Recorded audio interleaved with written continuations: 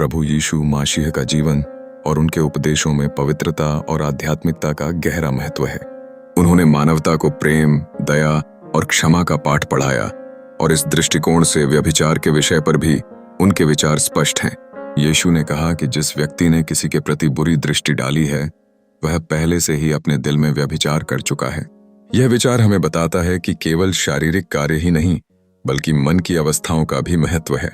व्यभिचार का पाप न केवल शारीरिक संबंधों तक सीमित है बल्कि यह एक आत्मिक और सामाजिक अपराध भी है।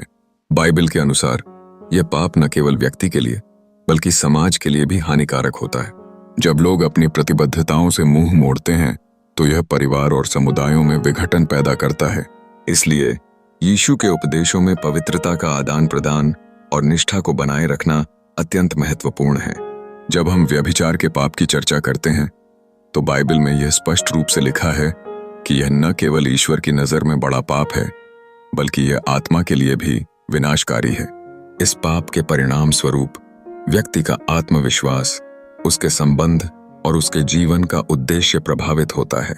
यीशु का संदेश है कि हमें अपनी कमजोरियों को पहचानना और ईश्वर के पास लौटना है ताकि हम पुनः पवित्रता प्राप्त कर सकें।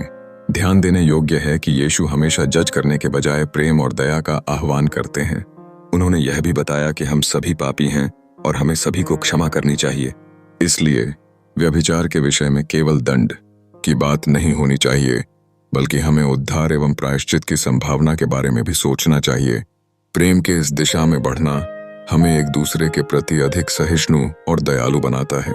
अंत में प्रभु यीशु मसीह का संदेश यह है कि व्यभिचार और वृत्ति को दूर करने के लिए हमें अपने मन की पवित्रता और दृढ़ निष्ठा को स्थापित करना होगा। यदि हम अपने हृदयों को साफ रखने और ईश्वर की इच्छा को समझने की कोशिश करें तो हम एक स्वस्थ और पवित्र जीवन जी सकते हैं। प्रत्येक व्यक्ति को चाहिए कि अपनी इच्छाओं पर काबू पाने के लिए प्रार्थना करें और ईश्वर से मार्गदर्शन प्राप्त करें।